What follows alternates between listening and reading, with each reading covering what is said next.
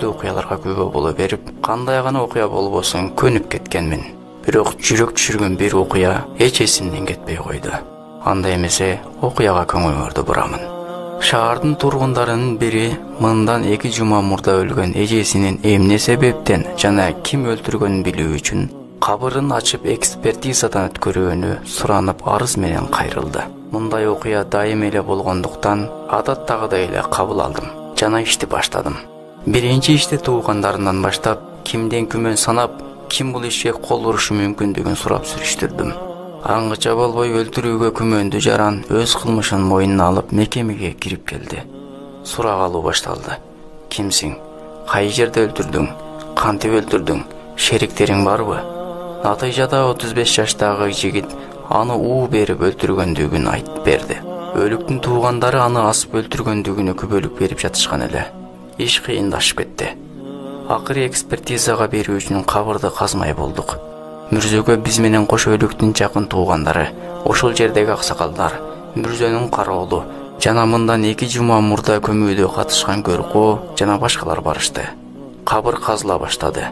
Эми эмне болоор экен деп карап турган жамаат жүрөк түшүргөн окуяга күбө болушту. Кабыр казылып өлүк жаткан жерде бекиткен кам кыштарга колу затылганда, кыштар оттой кысып кеткенин байкашты. Ичкериден ысык аба жана өтө жагымсыз жыт чыгып жаткан эле. Эптеп кыштарды алып өлүктү сыртка чыгаруу үчүн кепинден тарта баштадык. Эмнегедир өлүк черге жабышып калгандай чыгышы кыйын болду. Өлүктү акыры сыртка чыгардык. Көргөн адамдар таң калуудан жакасын кармашты. Көркөө, субханалла, биз өлүктү бүтүн абалда көмгөн элек деди. Өлүктүн башы кудум бир нерсе тебелеп кеткендей бөлүнүп, сынып кеткен. Буттары бири-бирине орулуп калган. Курсак тарабында чоңдугу кол бата тургандай 3 тешик бар экен. Кабырдын ичин кимдир бирөө каттуу тырмагандай издер калган экен. О Алла, кабыр азабынан өзүң сакта деп жибердим. Ошол жердегилердин баары бир нерсени түшүнгөн эле. Өлүк азапта калган. Эми өлүктү экспертизага алып баруудан эч кандай пайда жок экенин өлүктүн жакындары, туугандары түшүнүштү. Кайра өлүктү жайына койдук. Баягы алган кыштар арадан 2-3 саат өтсө да муздабаган экен. Эптеп кайрадан тизип топурак тартып көмүп койдук. Үйгө кечип бардым. Болгон окуядан башым ооруп, тамак да ичпестен уктап калдым. Түш көрдүм. Түшүмдө бир аял мага бакырып, эмнеге кайра мени жайыма койдуң, эмнеге мени азапка таштадың деп көз жашын көл кылып ыйлап жаткан экен. Чочуп ойгондум. Таң атты. Ишке барып кылмышка шектүүдөн сурадым. Өлгөн эже эмне иш кылат эле? Кече мүрзөдө ушундай иштер болду дедим. Кылмышкер: ал катын ошону көрө турган, өтө начар адам эле. Таап алган кесиби адамдарга акча берип пайызы менен кайтарып алчу сүткор эле. Кээде акчага муктаж болуп калган кыз келиндер пайызга акча алып төлөй албай калышса, аларды байыраак эркектерге бир түнгө алар менен болууга мажбурлап, ошол акчалуулардан тыйынын чыгарып алчу. Кээде боюнда болуп калган кыздар төрөсө, аны бекер алып башкаларга сатчу деди. Мына сырдын чечими. Ошол окуядан кийин өзүмдүн кыңыр кыйшык иштеримди оңдоого кириштим. Билем, баары эмес. Бирок көпчүлүк милициялар мен сыяктуу кыңыр кыйшык иштерге кирип кетишкен. Айтаарым Кудайдан коркула.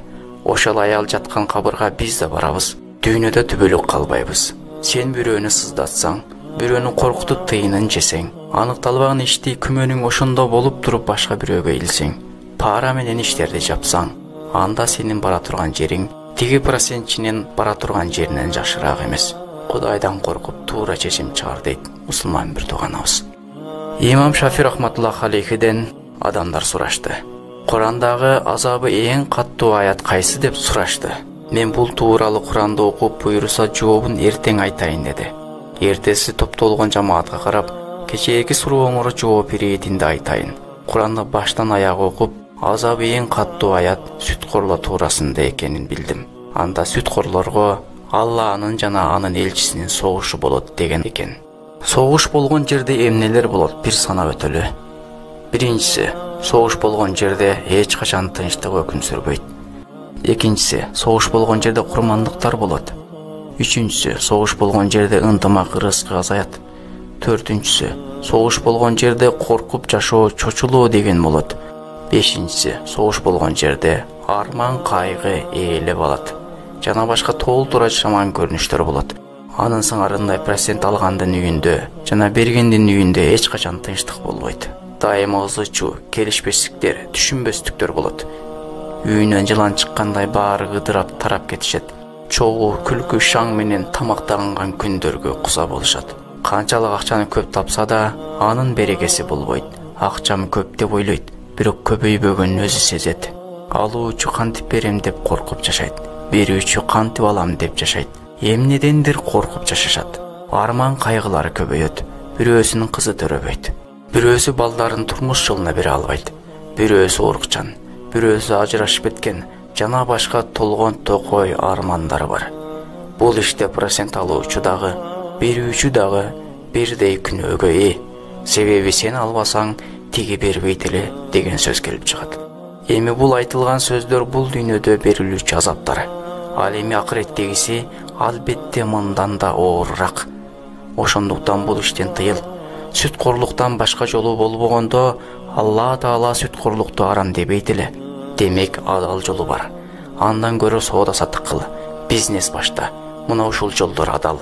Кудайдан корк. Алла сага эскертүү берип жатат. Ошону билип аңда. Ассаламу алейкум рахматуллах ва баракатух.